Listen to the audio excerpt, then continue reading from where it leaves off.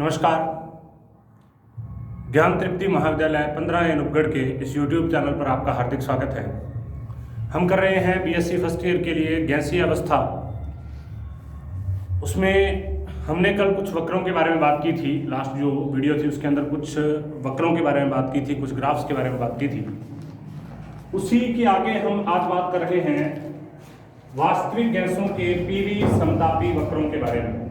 जो वास्तविक गैसें हैं उनके जो पीवी समतापी वक्र हैं वो किस प्रकार से होंगे, आइसोथर्मल वक्र किस प्रकार से होंगे। देखो, एक निश्चित ताप पर किसी गैस के दाब और आयतन के मध्य खींचे गए वक्र को अगर हमारे पास कोई निश्चित टेम्परेचर हो, फिक्स्ड टेम्परेचर हो, उस फिक्स्ड टेम्परेचर पर गैस के दाब और आयतन के मध्य खींचे गए वक्र को समतापी वक्र कहा जाता है। एक निश्चित ताप पर किसी गैस के दाब और आयतन के मध्य खींचे गए वक्र को, देखिए यहाँ पर ये इसका प्रेशर है, ये इसका आयतन है, और इनके बीच में जब हम कोई ग्राफ खींचेंगे, जब टेम्परेचर फिक्स होगा, अलग अलग टेम्परेचर पर यहाँ पर आपको दिखाया गया है, जब टेम्परेचर फिक्स होगा तब हम वहां पर खींचेंगे तो उसको हम आइसोथर्मल कहेंगे।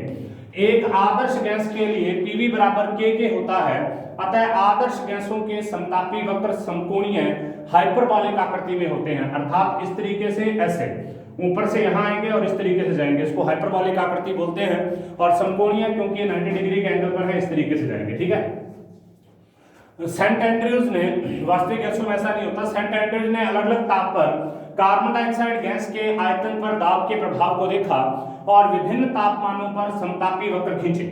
उन्होंने देखा कि 31.1 डिग्री सेल्सियस ताप के ऊपर गैस का दाब चाहे कितना भी बढ़ाया जाए उसका द्रवण नहीं होता, अतः 31.1 डिग्री सेल्सियस कार्बन डाइऑक्साइड का क्रांतिक ताप कहलाता है। एंड्रयूज द्वारा दिए गए परिणामों को यहाँ पर दर्शाया गया है। तो यहाँ पर देखिए, सबसे पहले ये है 31.1, ये 31.1 डिग्री सेल्सियस है। ठीक है। यहां पर देखिए इसका द्रवण नहीं हो रहा है। जैसे जैसे दाब को हम बढ़ा रहे हैं, यहां पर देखिए दाब को बढ़ाने से आयतन इस प्रकार से बढ़ रहा है। इसका मतलब पहले जो दाब है, दाब जब कम हो रहा है तो इसका मतलब क्या हो गया, आयतन इस तरीके से जाएगा ऊपर की तरफ। तो यहां पर आपको एक कंडीशन देखनी है, इस तरीके से दाब बढ़ रहा है, इस तरीके से आयतन बढ़ रहा है। ठीक है। सबसे पहले हमने यहां पर आकर ये रुक गया, यहां से यहां तक इसका अवस्था परिवर्तन होता है। ठीक है। यहां से यहां तक इसका अवस्था परिवर्तन होता है, यहां से यहां तक इसका अवस्था परिवर्तन होता है। और इस टेम्परेचर के ऊपर हम इसका द्रवण नहीं कर सकते, इस टेम्परेचर के ऊपर हम इसका द्रवण नहीं कर सकते। देखो कैसे, पहले इसका आयतन ज्यादा था, मतलब ये गैस अवस्था में थी। ठीक है। आयतन ज्यादा होता है तो गैस अवस्था में होती है। उसके बाद में जैसे जैसे प्रेशर बढ़ता है वैसे वैसे यहां से द्रवित होने लग जाती है और यहां पर इसका आयतन हो जाता है फिक्स और प्रेशर बढ़ता जाता है। ठीक है। क्योंकि गैस से आगे ठोस में तो बदलने से नहीं, गैस है उसको गैस से द्रव में बदल दिया, उससे द्रव से आगे ठोस में नहीं बदलेगी। देखिए कैसे, यहां से यहां तक एक गैस जो होती है वो द्रव में बदलती है, इसको इसका द्रवण कहते हैं। 13.1 डिग्री सेल्सियस पर, 21.5 डिग्री सेल्सियस पर भी बदलती है, 31.1 डिग्री सेल्सियस पर भी बदलती है, उसके बाद में नहीं बदलती। उसके बाद में इस तरीके से सीधी रेखाएं आने लग जाएंगी, अर्थात हम जितना मर्जी इससे ज्यादा अगर टेम्परेचर बढ़ाएंगे तो इस गैस को, देखो यहां पर आयतन है इसका, इधर नहीं गया, इस गैस को हम द्रव अवस्था में नहीं बदल सकते।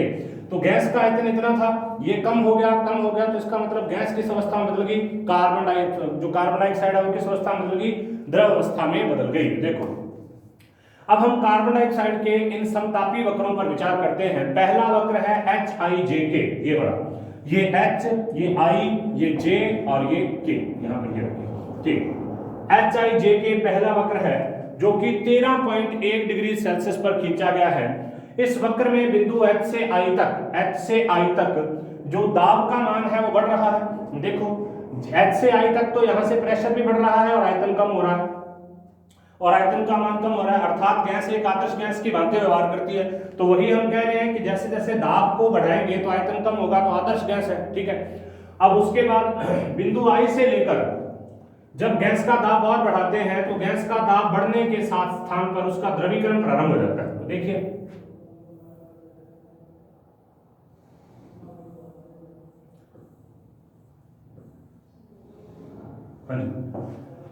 बिंदु I के आगे जब गैस का दाब और बढ़ाते हैं तो गैस का दाब बढ़ने के स्थान पर उसका द्रवीकरण प्रारंभ हो जाता है।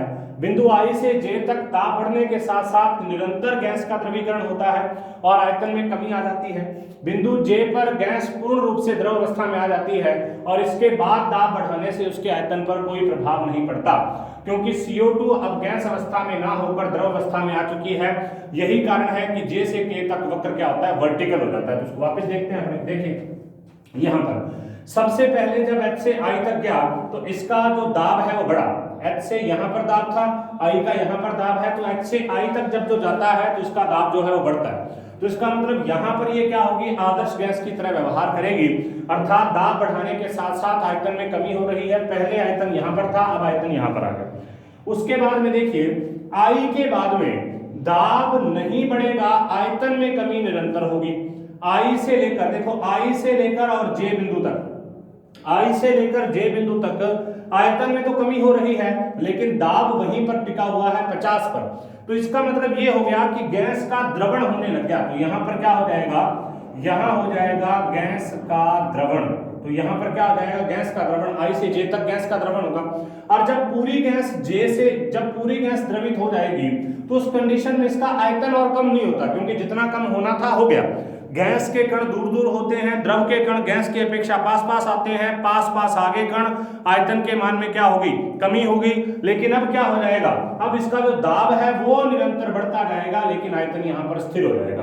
तो ये है 13.1 डिग्री सेल्सियस पर। उसी तरीके से 21.5 डिग्री सेल्सियस पर D से E तक जाने पर आयतन के मान में भी कमी होती है और दाब के मान में वृद्धि होती है। पहले दाब 50 था, अब दाब क्या आ गया, लगभग 60 के आसपास आ गया।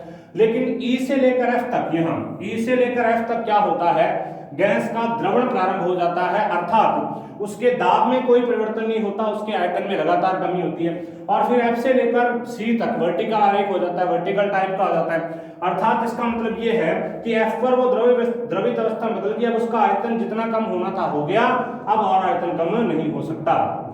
आगे 31.1 डिग्री सेल्सियस पर A से लेकर और यहां तक तो क्या हुआ है, आदर्श गैस की तरह व्यवहार किया गया है। जैसे जैसे आयतन कम हुआ वैसे वैसे दाब भी बढ़ा। आगे यहां से लेकर और इस पॉइंट तक, ये जो पॉइंट है इस पॉइंट तक द्रवण हुआ है, और उसके बाद में ये गैस का जो वक्र है Q से लेकर C तक एकदम सीधा हो गया, अर्थात अब इसके आयतन में किसी भी प्रकार का परिवर्तन नहीं होगा और दाब चाहे जितना भी हम बढ़ाते रहें। इसके बाद देखिए बिल्कुल ऐसी कोई प्रोसेस नहीं है। जैसे जैसे आयतन को हम आयतन जैसे जैसे कम हो रहा है वैसे वैसे दाब बढ़ रहा है, डायरेक्ट यहाँ पर आ गई और अब इसके दाब और आयतन पर कोई परिवर्तन नहीं। यहाँ पर भी देखो उसी प्रकार से।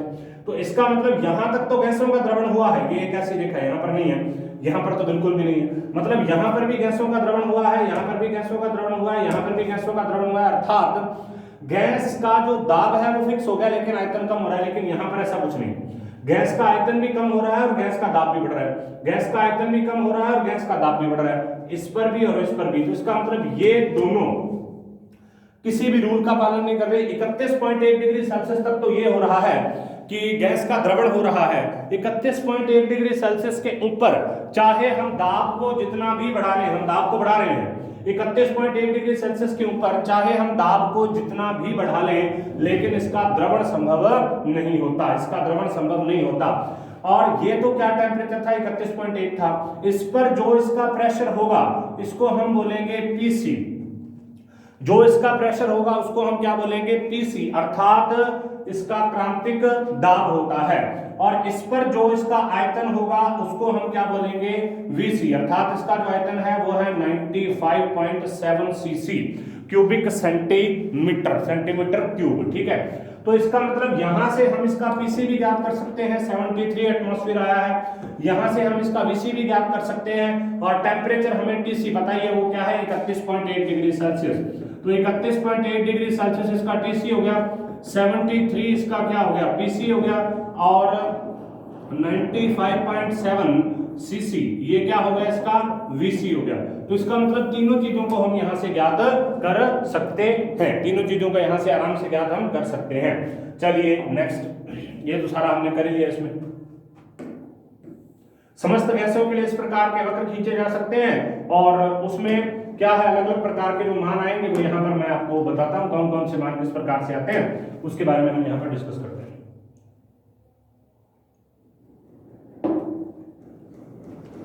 देखिए हाइड्रोजन के लिए जो पीसी होता है वो 12.8 होता है, वीसी की वैल्यू होती है 65 क्यूबिक सेंटीमीटर प्रति मोल, टीसी की वैल्यू होती है 33.3 केल्विन। हीलियम के लिए 2.26, वीसी होता है 57.6 और टीसी होता है 5.3। क्लोरीन के लिए 76.1, वीसी होता है 123.7 और टीसी होता है 417.1। ऑर्गन के लिए पीसी होता है 48, ये एटमॉस्फेयर में वैल्यू है, ये क्यूबिक सेंटीमीटर प्रति मोल में वैल्यू है और ये केल्विन के अंदर वैल्यू है TC. Nitrogen 33.5, VC 90, TC 126। Oxygen 49.7, VC 74.4, TC 153.4। Benzene में देखो 48.4, 254.1 एंड 562.3, ये केल्विन के अंदर इनकी वैल्यू है। तो कुछ गैसों के लिए यहाँ पर कुछ दो, आप इसमें से कोई 2-4 सामान्य एग्जांपल आप याद रख सकते हैं। कुछ गैसों के लिए यहाँ पर टीसी, पीसी और जो वीसी है उसकी वैल्यूज को प्रदर्शित कर रखा है। नेक्स्ट देखिए,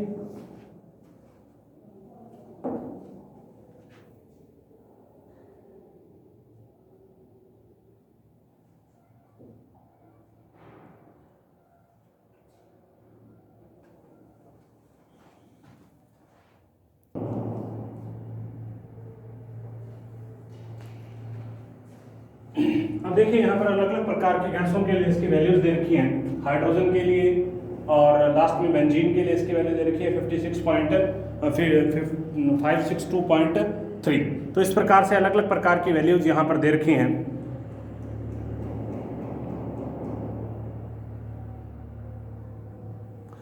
नेक्स्ट हम बात करते हैं अवस्था के सातत्य के बारे में। अवस्था का सातत्य क्या होता है उसके बारे में हम बात करते हैं। देखिए अवस्था का सातत्य continuity of state, continuity of state यहाँ अवस्था का सातत्य। अगर हम इससे ग्राफ से इसको समझने का प्रयास करें तो अवस्था के सातत्य का मतलब होता है यहां पर जितनी भी जगह है ये वाली, यहां पर द्रव और गैस दोनों इकट्ठी पाई जाती है और हम इनको अलग अलग नहीं बता सकते कि द्रव कहां पर है और गैस कहां से स्टार्ट होती है। इसको बोलते हैं अवस्था का सातत्य। देखिए 3.14 में चित्र 3.13 में कार्बन डाइऑक्साइड के समतापी वक्र के बिंदुओं JFBE को मिला दें, जैसे ये वाला था, इसको यहां से लेकर और यहां तक मिला दें तो वक्र JFBI के नीचे का भाग, जिसमें अब यहां पर 3 भागों में बट जाएगा। एक तो ये वाला भाग, ये वही ग्राफ है जो हम वहां पर कर चुके हैं। एक तो ये वाला भाग हो जाएगा, ठीक है, एक तो ये वाला भाग हो जाएगा, ये जो इसके नीचे है, जो I से E में जाएगा, फिर B में जाएगा, फिर F में जाएगा, फिर J में जाएगा, ठीक है, इसके नीचे का भाग। एक इस तरफ वाला भाग है जो कि J से लेकर K तक है, F से लेकर G तक है और इसके अलावा यहाँ Q से लेकर C तक है, अलग अलग। ये सारा द्रव अवस्था में होगा और ये सारा गैस अवस्था में होगा, अर्थात ये तो इसके ऊपर तो सारी क्या है, गैस है, ये सारा का सारा क्या है, लिक्विड है, और ये यहाँ पर द्रव और गैस दोनों अवस्थाएं पाई जा रही हैं। मतलब जो IEBFJ है, जिसको हम JFBEI कहते हैं, इसके नीचे का भाग तो दोनों अवस्था में है और इसका जो दायां भाग BEI के इस तरफ का जो भाग है, ये वाला BEI के इस तरफ वाला जो भाग है ये गैस का भाग है और इसके जो बाईं तरफ लेफ्ट हैंड साइड में जो भाग है वो कौन सा है, वो है द्रव का भाग। तो अब हम देखें अगर इन वक्रों को, तो यहाँ पर आपको एक चीज ध्यान से दिखेगी कि 21.5 डिग्री सेल्सियस वाले वक्र में, ये वाला जो वक्र है 21.5 डिग्री सेल्सियस वाले वक्र में गैस का ताप 21.5 डिग्री सेल्सियस रखकर दाब बढ़ाया जा सकता है। अब गैस का टेम्परेचर यहाँ पर कर दिया और दाब बढ़ा दिया। D से E तक बिंदु तक आदर्श गैस आचरण करते हुए, देखो यहां से यहां तक तो ये आदर्श गैस आचरण प्रदर्शित करती है। उसके बाद में बिंदु E पर आते ही, यहां पर आते ही इसका द्रवण प्रारंभ हो गया, बिंदु E पर आते ही इसका द्रवण प्रारंभ हो गया और बिंदु E से F तक दाब बढ़ाते रहने पर भी, अब देखो ये है E से F इतना, यहां पर हम अगर प्रेशर बढ़ाएं तब भी इसका जो अवस्था परिवर्तन है वो नहीं होता, अर्थात एक ही अवस्था के अंदर रहती है। दाब तो बढ़ेगा लेकिन गैस का द्रवण जारी रहेगा, अर्थात गैस स्पष्ट रूप से दोनों प्रावस्थाओं के अंदर मौजूद रहेगी। बिंदु F पर गैस का पूर्ण रूप से द्रवण हो जाएगा, मतलब यहां पर इसका पूर्ण रूप से द्रवण हो जाएगा। अब दाब बढ़ाने से आयतन प्रभावी रहेगा जबकि दाब इसका वर्टिकली बढ़ता रहेगा। अब यदि हम क्विक प्रक्रिया में थोड़ा सा अंतर लाएं और 21.5 डिग्री सेल्सियस पर दाब बढ़ाते हुए बिंदु ई से थोड़ा पहले बिंदु आर पर, मतलब यहां पर इस आर पर, बिंदु आर पर गैस के आयतन को स्थिर रखें और उसके ताप को बढ़ा दें और क्रांतिक बिंदु से ऊपर वाले क्षेत्र में किसी बिंदु एस तक उसका ताप बढ़ाएं, मतलब यहां से लेकर यहां तक इसका टेम्परेचर बढ़ा दें। इस लाइन को मतलब यहां नहीं ले जाने की बजाय हम क्या करें, इसका टेम्परेचर बढ़ा दें, टेम्परेचर बढ़ा के यहां पर ले जाएं, ठीक है। इसका ताप बढ़ाएं तो बिंदु एस से दाब को स्थिर रखते हुए उसके ताप को कम करें तो वह बिंदु क्यू पर आ जाएगा, तो यहां से यहां तक आ जाएगा। अब देखो पहले हम टेम्परेचर बढ़ा रहे थे, अब हमने टेम्परेचर इसका कम करके किसके बराबर लेके आए, 21.5 डिग्री सेल्सियस पर। देखो यहाँ आर से एस तक तो बढ़ाया, आर तक इसका टेम्परेचर था 21.5 डिग्री सेल्सियस, एस पर इसका टेम्परेचर है 48.1 डिग्री सेल्सियस। अब हमने टेम्परेचर को कम किया, पहले 35.5 फिर 31.1 और लास्ट में हम 21.5 पर वापस लेकर आ गए, ठीक है। अब एस के ताप को कम करें तो वह बिंदु क्यू पर आ जाएगा जहां गैस पूर्ण रूप से द्रव अवस्था में बदल गई, तो यहाँ पर गैस पूर्ण रूप से द्रव अवस्था में बदल गई। नेक्स्ट देखिए, इसी प्रकार बिंदु आर से बिंदु क्यू में पहुंचने तक गैस का पूर्णतः द्रवीकरण हो गया, लेकिन वह वक्र जेएफ भी कहीं नहीं गुजरी, अर्थात कहीं भी हमें द्रव्य गैस की स्पष्ट दो सतह नजर नहीं आई। दूसरे शब्दों में हम यह कह सकते हैं कि यहां पर, दूसरे शब्दों में हम ये कह सकते हैं कि देखो यहां पर गैस से सीधा द्रव में बदल गया। इस ग्राफ में देखो यहां से यहां गया और यहां से यहां गया, गैस से सीधा द्रव में बदल गया, तो हम ये कहीं नहीं कह सकते कि यहां तक ये गैस था इसके बाद में द्रव चला गया, तो एक अचानक से चेंज हो गया, इसी को बोलते हैं कॉन्टिन्यूटी ऑफ स्टेट। दूसरे शब्दों में हमें यह ज्ञात ही नहीं हो पाएगा कि कब और कहां गैस प्रावस्था समाप्त हुई और द्रव प्रावस्था प्रारंभ हुई, अर्थात गैस तथा द्रव अवस्था में एक सततता बनी रहती है, इसे ही हम अवस्था का सातत्य या कॉन्टिन्यूटी ऑफ स्टेट कहते हैं। जब क्रांतिक ताप से नीचे गैसों का द्रवीकरण होता है तो अवस्थाएं असतत होती हैं। जब क्रांतिक ताप से नीचे होता है तो पहले वो गैस में होगी, उसके बाद द्रव गैस की मिलीजुली अवस्था आएगी, फिर वो क्या हो जाएगा, फिर वो द्रव अवस्था के अंदर बदल जाएगी। तो ये जो अवस्थाएं होती हैं, ये सारी की सारी अवस्थाएं एक प्रकार से जो अलग अलग प्रकार से विभक्त की जाती हैं यहाँ पर, लेकिन जब हम क्रांतिक ताप से ऊपर की तरफ चले जाएंगे तो वहां पर अवस्था का सातत्य होता है। क्रांतिक ताप पर गैसों का द्रवीकरण करवाया जाए तो वहां अवस्था का सातत्य होता है, और यह भेद नहीं कर सकते कि किस बिंदु पर एक अवस्था समाप्त होती है और दूसरी अवस्था प्रारंभ होती है। नेक्स्ट है वैन डर वाल्स समीकरण के समतापी वक्र। अब हम वैन डर वाल्स इक्वेशन जो है उसके समतापी वक्रों के बारे में बात करते हैं। देखिए चित्र 3.13 में हमने जो ग्राफ देखे थे, कार्बन डाइऑक्साइड के सेंट एंड्रूज द्वारा बनाए गए समतापी वक्र उसके प्रैक्टिकल परिणाम पर आधारित हैं, उन्हें वास्तविक गैसों के समतापी वक्र कहा जाता है। यदि विभिन्न तापों पर वैन डर वाल्स गैस समीकरण से V के विभिन्न मानों के लिए P के विभिन्न मानों की गणना की जाए, मतलब V के अलग अलग मान है, वहां से हम P के अलग अलग मानों की गणना करें और फिर P तथा V के इन सैद्धांतिक मानों के मध्य ग्राफ खींचे जाएं, तो इस प्रकार प्राप्त वैन डर वाल्स गैसों के समतापी वक्र कहलाते हैं। तो इससे जो हमें ग्राफ प्राप्त होंगे उनको वैन डर वाल्स गैसों के समतापी वक्र कहेंगे। कार्बन डाइऑक्साइड के लिए वैन डर वाल्स समतापी वक्र जो है वो 3.15 के अंदर दर्शाए गए हैं। अब इन दोनों की अगर अपने तुलना करें तो यहाँ पर समरूपता आती है। तो यहाँ पर देखिए, यहाँ पर P से लेकर R से लेकर V, फिर दूसरा है D से लेकर F और F से लेकर J, फिर तीसरा है A से लेकर T और T से लेकर C, और आगे ऊपर की तरफ से क्रांतिक ताप तक तो यहाँ पर चलता है, और उसके बाद में ये कोई क्रिया ही नहीं इसमें करता, ठीक है। तो यहाँ पर देखिए एक रूपता है, अंतर केवल इतना है कि वास्तविक गैसों के समतापी वक्र में I से J तक, ये वास्तविक गैसों के समतापी वक्र है यहाँ पर, तो I से J तक एक सीधी क्षैतिज रेखा होती है, जबकि वैन डर वाल्स गैस के समतापी वक्र में Q से U तक, देखो यहाँ पर देखो अगर वास्तविक गैस होती तो यहाँ से यहाँ तक एक सीधी रेखा आती, ठीक है, लेकिन Q से U तक इस तरीके से एक लहरदार रेखा आई है वैन डर वाल्स गैसों के समीकरण में। इसी प्रकार वास्तविक गैस के दूसरे समतापी वक्र में छोटी क्षैतिज रेखा है और वैन डर वाल्स गैसों की जो रेखाएं हैं एक दूसरे को समतापी वक्र में छोटी लहरदार रेखाएं EFGHI, ठीक है। इस प्रकार लहरदार रेखाएं सैद्धांतिक रूप से संभव नहीं है, मतलब प्रैक्टिकली इनको जो थ्योरेटिकली इनको नहीं समझाया जा सकता, लेकिन वास्तविक रूप में यह संभव नहीं है, क्योंकि इनमें R और T अथवा F और H के दाब के घटते हुए मानों के साथ आयतन भी घट रहा है और किसी भी हालत में संभव नहीं हो सकता। अब देखो यहाँ पर ये रेखाएं क्यों संभव नहीं है, ये वाली जो रेखाएं हैं वो संभव क्यों नहीं है, क्योंकि दाब का जैसे ही मान कम हुआ तो आयतन तो बढ़ना चाहिए, जबकि आयतन तो इस तरीके से कम हो रहा है। आयतन तो यहाँ पर क्या हो रहा है, आयतन तो देखो यहाँ से यहाँ तक कम हो रहा है, मतलब गैस यहां से यहां तक आएगी तो आयतन के मान में तो कमी आ जाएगी, लेकिन दाब यहां पर क्या है, दाब हमने कम कर दिया और आयतन भी कम कर दिया, तो दोनों चीजें तो इकट्ठी कभी पॉसिबल ही नहीं है। अगर आयतन कम होगा तो इसका मतलब दाब बढ़ेगा, और अगर दाब बढ़ेगा तो इसका मतलब आयतन कम होगा। तो हम दोनों चीजों को इकट्ठा कर दें, ये कभी पॉसिबिलिटी नहीं है। तो इस तरीके की जो लहरदार रेखाएं होती हैं ये सैद्धांतिक रूप से भी पॉसिबल यहां पर नहीं होती। नेक्स्ट हम बात करते हैं वान डेर वाल्स स्थिरांकों, क्रांतिक स्थिरांकों और वान डेर वाल्स स्थिरांकों के बीच में संबंध क्या होता है।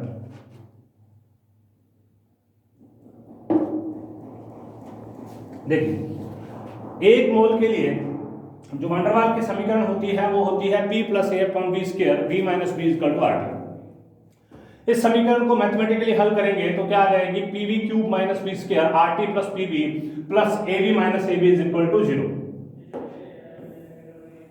अब इस समीकरण में P का भाग दे देंगे सब जगह पर, यहां पर P का भाग दे दिया, V³ बन गया, आगे P का भाग दे दिया तो B + RT/PV² आ गया, प्लस A/V - AB/P = 0। यह एक त्रिघात समीकरण है जिसमें V के 3 मान संभव हो सकते हैं, यहां से यहां से यहां से 3 मान है। ये तीनों मान वास्तविक भी हो सकते हैं, इनमें से एक मान वास्तविक हो सकता है, 2 काल्पनिक भी हो सकते हैं। काल्पनिक मान हमेशा जुड़े में रहता है, तो इसका मतलब अगर एक ही वास्तविक होगा तो 2 काल्पनिक होंगे, तीनों भी काल्पनिक हो सकते हैं। वान डेर वाल्स तीनों वास्तविक भी हो सकते हैं, मतलब इसमें यह है कि काल्पनिक तीनों नहीं हो सकते, कम से कम 2 ही काल्पनिक हो सकते हैं, एक तो वास्तविक वहां पर हो गए। वान डेर वाल्स समतापी वक्रों से स्पष्ट होता है कि क्रांतिक ताप के पहले वक्रों में एक दाब के लिए आयतन के 3 मान है। पहले वक्र में एक दाब पर आयतन के 3 मान क्रमशः बिंदु Q, S और U है। देखो यहां पर देखो, दाब यहां पर फिक्स है, लेकिन आयतन के 3 मान है, एक तो Q पर ये रहा आयतन, एक तो S पर ये रहा आयतन, और एक तो U पर ये रहा आयतन, लेकिन दाब तीनों का क्या है, फिक्स है। ठीक है, दूसरे वक्र में क्रमशः बिंदु E, G, I पर भी आयतन के 3 मान एक ही दाब पर है, लेकिन क्रांतिक बिंदु B पर ये तीनों मान सिकुड़कर 1 हो जाते हैं। तो देखो क्रांतिक बिंदु पर सिर्फ एक ही मान आ रहा है, यहां पर भी 3 मान है, E, G और I, दाब एक ही है, लेकिन क्रांतिक जब आएगा तब एक ही मान आएगा और उसी दाब पर यहां पर एक ही मान आएगा, उसके अलावा कोई दूसरा मान नहीं है, केवल B है वहां पर। ठीक है, तीनों मान सिकुड़कर 1 हो जाते हैं। इस बिंदु पर गैस का जो आयतन होगा वह क्या कहलाएगा, क्रांतिक आयतन। तो उस कंडीशन में V बराबर किसके हो जाएगा, VC के। V - VC = 0, तो V - VC³ बराबर भी 0। अब इस समीकरण को हल करेंगे तो V³ - 3VC V² + 3VC V² CV - VC³ बराबर 0। ठीक है, उसके बाद में क्रांतिक समतापी वक्र के लिए T बराबर किसके होता है, TC के, और P बराबर किसके होता है, PC के। तो हमने वहां पर उसके मान रख दिए। ठीक है, T बराबर TC और P बराबर PC, तो वहां पर हमने उसके मान रख दिए।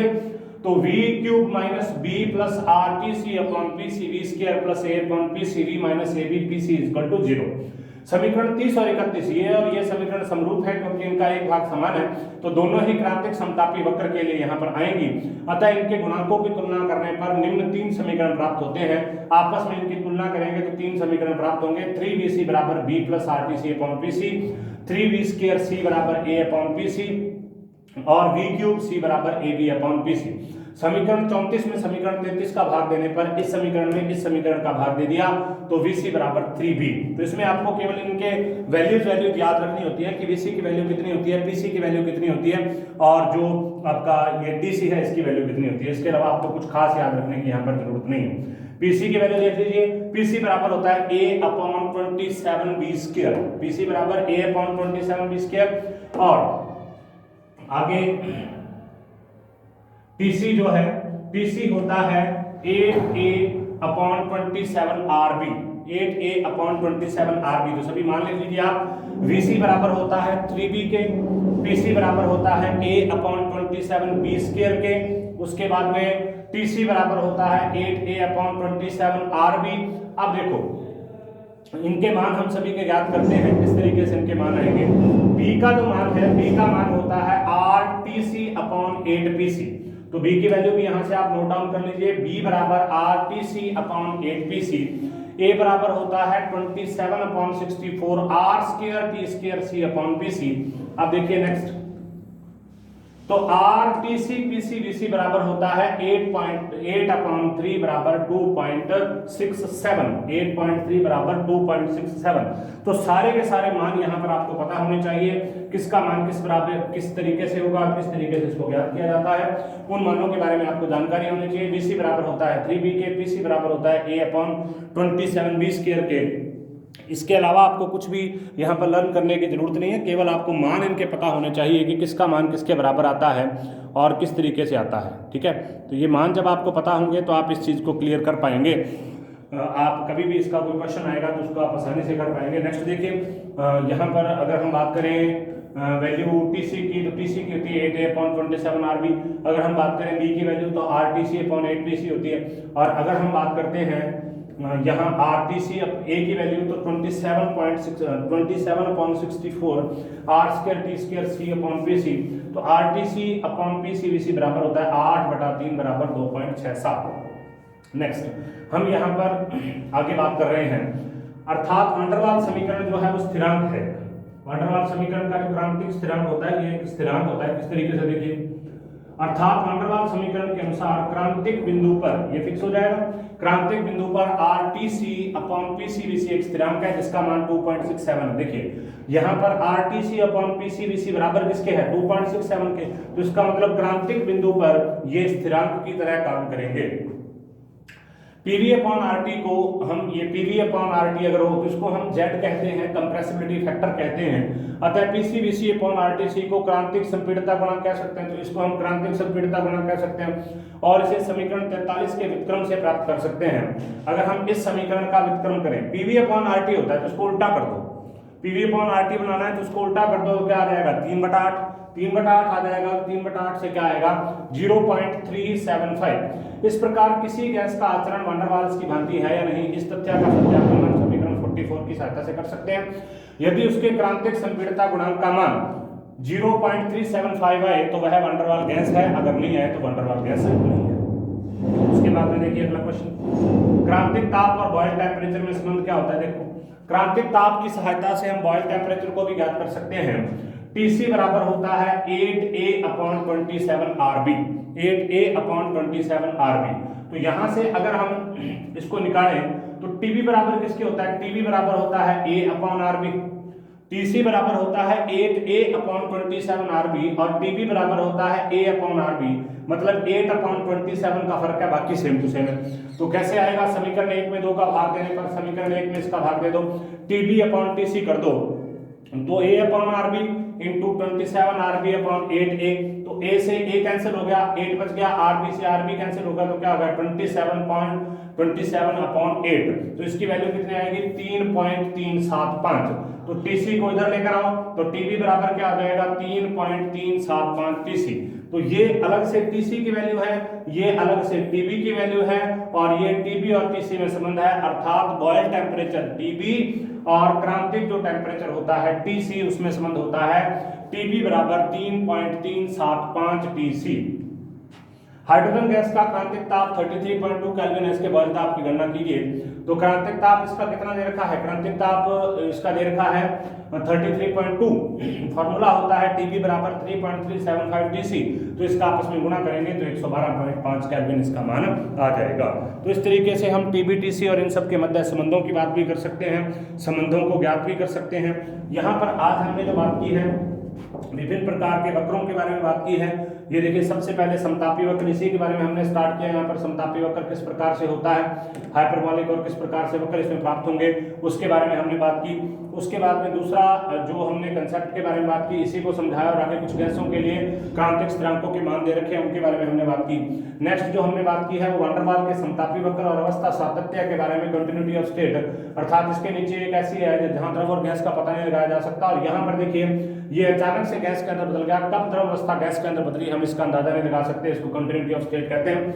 उसके बाद में हमने यहाँ पर बात किया वैन डर वाल समीकरण के समतापी वक्रों के बारे में, वैन डर वाल समीकरण के समतापी वक्र क्या होते हैं और अलग अलग प्रकार के जो हमारे पास में वैन डर वाल स्थिरांक है उनके वैल्यूज केवल आपको याद रखनी है। तो VC बराबर होता है 3B, PC बराबर होता है A/27B स्क्वायर। और उसके अलावा अगर हम बात करते हैं इसकी टीसी की, तो टीसी होता है 8A/27 आरपी, बी होता है RTC/8PC, ए होता है 27/64 R² T² C/PC। तो इनके आपस में संबंध क्या होंगे, RTC/PC VC बराबर होता है 8/3 बराबर 2.67, अर्थात ये एक स्थिरांक होता है और इसकी सहायता से हम संपीड़ितता स्थिरांक के मान को भी ज्ञात कर सकते हैं।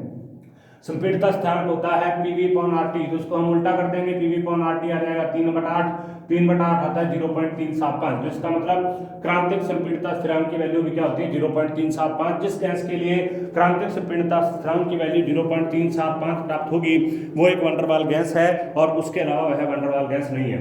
उसके बाद हमने क्रांतिक ताप और बॉयल टेम्परेचर के बीच में संबंध देखा। मैं बार बार आपको कह रहा हूं, आपको केवल पीसी, वीसी और जो टीसी है उनके वैल्यूज याद रखनी है, ए और बी की। इसके अलावा वो कैसे ड्राइव होते हैं उसके बारे में आपको याद रखने की जरूरत नहीं है, केवल आपको अवस्था सातत्य और ग्राफ ठीक तरीके से समझ में आना चाहिए।